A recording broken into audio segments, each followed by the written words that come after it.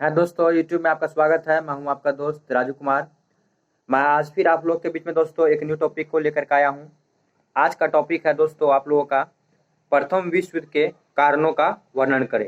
जो प्रथम विश्व युद्ध हुई दोस्तों, जो 4 वर्षीय युद्ध हुई थी, प्रथम world war, first world war, आखिर वो युद्ध क्यों हुई थी, उनके क्या कारणें थी। तो हम उन कारणों को आज जानेंगे कि वो युद्ध क्यों हुआ था, क्यों पूरे यूरोप को अपने आग के झुलस में ले ली थी युद्ध ने, उसमें जो उतनी धन जन माल की क्षति हुई थी, हानि हुई थी, क्यों हुई थी दोस्तों, हम उन पे भी चर्चा करेंगे। तो अपने टॉपिक पर आएंगे दोस्तों। उनसे पहले बता दूं मैं आपको, अगर आप मेरे चैनल पे न्यू हैं तो मेरे चैनल को सब्सक्राइब कर ले और बेल आइकन को प्रेस कर दे, ताकि मेरे हर वीडियो का नोटिफिकेशन मिले दोस्तों आपको सबसे पहले। और दोस्तों कमेंट भी जरूर कीजिएगा।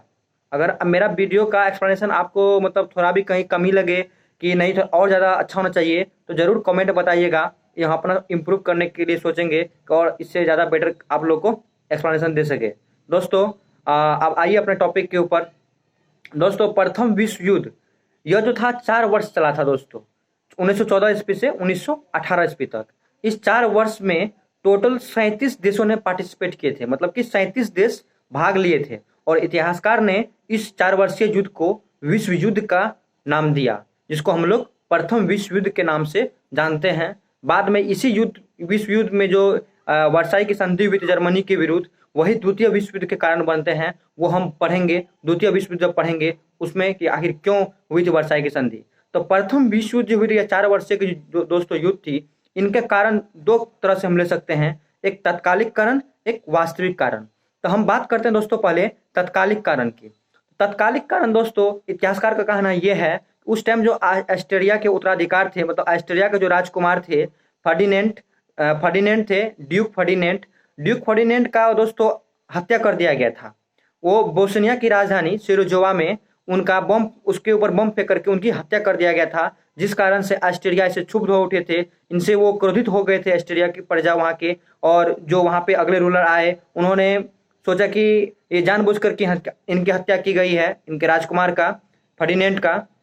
इसीलिए उन्होंने दोस्तों ऑस्ट्रिया ने जर्मनी से मतलब कांटेक्ट किया, जर्मनी से एक संपर्क बनाया, और संपर्क के दरमियान क्या बात हुई इतिहासकार ने इसका खुलासा नहीं किया है। उस संधि होने के बाद दोनों के बीच में उन्होंने पूर्ण आज़ाद होकर के पूरी रूप से उन्होंने साइबेरिया के विरुद्ध युद्ध की घोषणा कर दी और साइबेरिया पर आक्रमण कर देता है दोस्तों। और यह युद्ध जब स्टार्ट होती है, यह डेट है जो राजकुमार मरा था वो दोस्तों 28 जून 1914 ईस्वी में राजकुमार फर्डिनेंट की हत्या होती है। और जब युद्ध की शुरुआत होती है वो होती है 28 जुलाई 1914। यहीं से यह आग मतलब चिंगारी फैलती है पूरे यूरोप में, जो प्रथम विश्व युद्ध के रूप ले लेती है दोस्तों। 28 जुलाई 1914 ईस्वी को शुरुआत होती है इस युद्ध की और 1918 तक ईस्वी तक चलती है। इस 4 साल के दरमियान में दोस्तों अपार धन माल जन की हानि होती है, क्षति होती है। सभी देश को इसका सहन करना पड़ता है, जिसमें सबसे ज़्यादा जो इसका बर्डन है, सबसे ज़्यादा जो एक तरह से देखा जाए कि जितना हानि हुई थी सब जर्मनी के ऊपर ही डाल दिया गया था।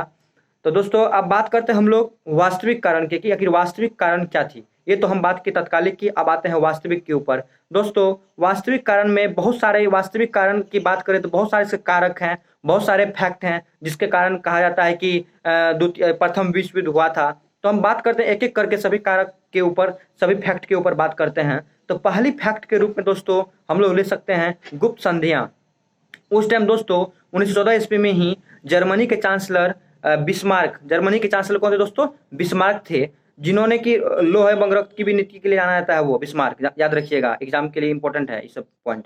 तो जर्मनी के चांसलर बिस्मार्क ने ही गुप्त संध्या का जन्मदाता कहा जाता है उसको। उन्होंने ही गुप्त संध्या को अपनाई थी, क्योंकि उन्होंने ही ऑस्ट्रिया, इटली और रूस के साथ, तीनों के साथ में 1875 1882 मतलब कि तीनों के साथ मिल करके एक मतलब कि संधिया, एक संधि की थी, जिसको गुप्त संधि के नाम से जाना गया। और ये संधि जो भी गुप्त संधि हुई थी, इसको त्रिगुट का भी नाम दिया गया, जिससे कि फ्रांस क्षुब्ध हो उठा था।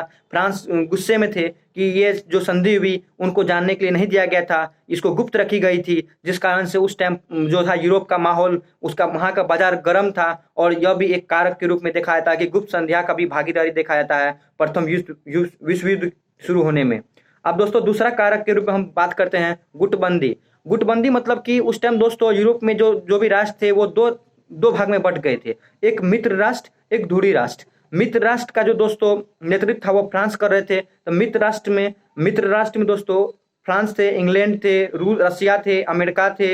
ये सारे जो देशे थे और भी देशे थे, ये फ्रांस की ओर से थे और फ्रांस लीड कर रहे थे मित्र राष्ट्र को। और जो थे दोस्तों धुरी राष्ट्र में ऑस्ट्रिया थे, तुर्की थे, हंगरी थे, इटली थे। ये सभी धुरी राष्ट्र की ओर से थे।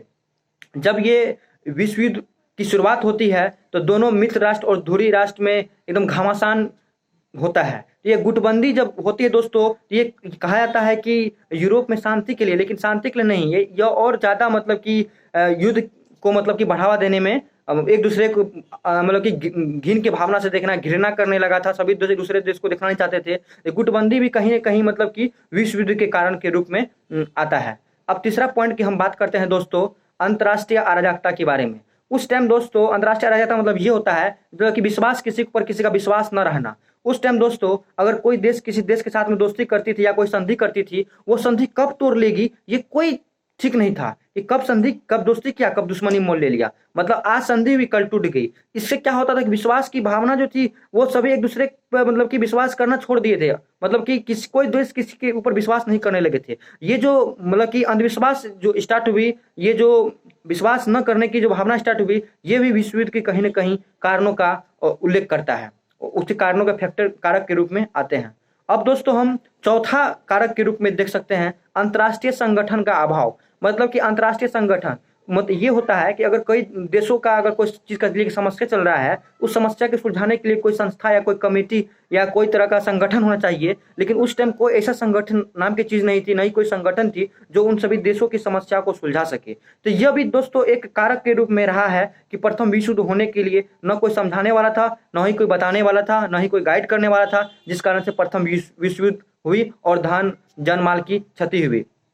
अब दोस्तों बात करते हैं समाचार पत्र के बारे में। अगर बात करें तो समाचार पत्र के भी बहुत बड़े योगदान रहे, मतलब कि बहुत बड़ा हाथ है प्रथम विश्व युद्ध करवाने में। क्योंकि समाचार पत्र वालों जो थे गलत प्रचार प्रसार कर रहे थे, गलत न्यूज़ छाप रहे थे।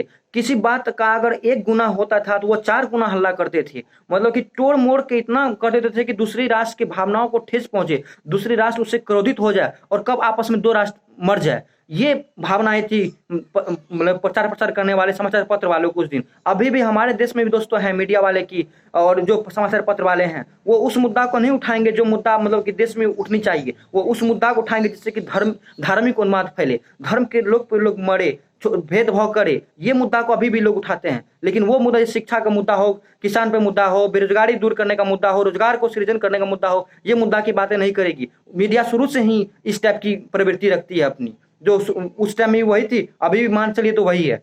अब दोस्तों हम बात करते हैं नेक्स्ट क्षमा कारक के रूप में, तो वो हम देख सकते हैं आपको सैनिकवाद।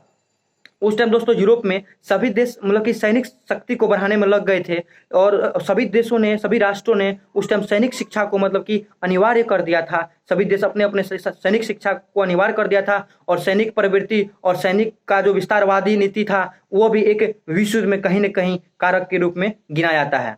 अब दोस्तों हम बात करते हैं साम्राज्यवाद की। ये सबसे बड़ी कारक के रूप में हम नोट कर सकते हैं, क्योंकि दोस्तों औद्योगिक क्रांति जो हुई थी, एक पॉइंट ये भी ले सकते हैं कारक के रूप में, औद्योगिक क्रांति। औद्योगिक क्रांति जो हुई थी 1750 ईस्वी में इंग्लैंड में, वो क्रांति दोस्तों क्या हुआ था, वो क्रांति इतना ज्यादा मतलब उसका विस्तार हुआ, इतना ज्यादा वो तेजी से फैला, वो सभी देश मतलब कि विकास करने लगे, सभी देश अच्छा से अच्छा प्रोडक्ट मतलब कि भारी संख्या में वो उत्पादन करने लगे।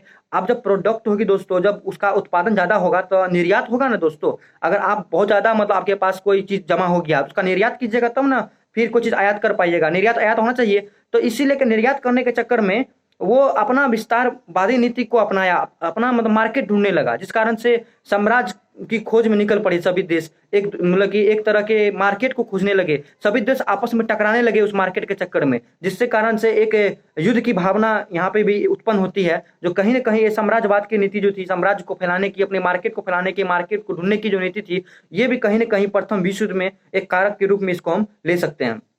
अब दोस्तों हम बात करते हैं सैनिक हो गया, हथियार बंदी की होड़। उस टाइम दोस्तों 1914 ईस्वी में हथियार की काफी ज्यादा मतलब कि लग गई थी, रेस लग गई थी कि हम ज्यादा हथियार इकट्ठा करेंगे तो हम ज्यादा, सभी राष्ट्र, यूरोप के सभी राष्ट्र हथियार को जमा करने में लग गए थे। उन्होंने अपना जीडीपी मतलब कि मतलब जीएनपी, ग्रोस नेशनल प्रोडक्ट के टोटल 85% जो इनकम थी, जो राष्ट्रीय आय थी, वो हथियार के ऊपर खर्च करने लगे, सभी देश हथियार को बनाने में जुट गए और कहीं न कहीं ये हथियार के जो बनाने में जुटे, ये भी कहीं न कहीं प्रथम विश्व युद्ध के कारक के रूप में आ सकता आता है और इसको इतिहासकार ने इसकी गिनती भी की है कारक के रूप में। दोस्तों, ये सारी जो फैक्ट है, ये सारी फैक्ट प्रथम विश्व युद्ध के वास्तविक कारण के हैं। तो दोस्तों, मैं आशा करता हूँ कि ये वीडियो आप लोगों को अच्छी लगी होगी। अगर अच्छी लगे मेरी वीडियो तो मेरे चैनल को सब्सक्राइब कर लीजिएगा और दोस्तों अपने दोस्तों में भी शेयर कीजिएगा ताकि उसको भी मेरे वीडियो का लाभ मिल सके। थैंक यू दोस्तों, जय हिंद। मैं मिलूंगा फिर से नेक्स्ट वीडियो में नेक्स्ट टॉपिक के साथ।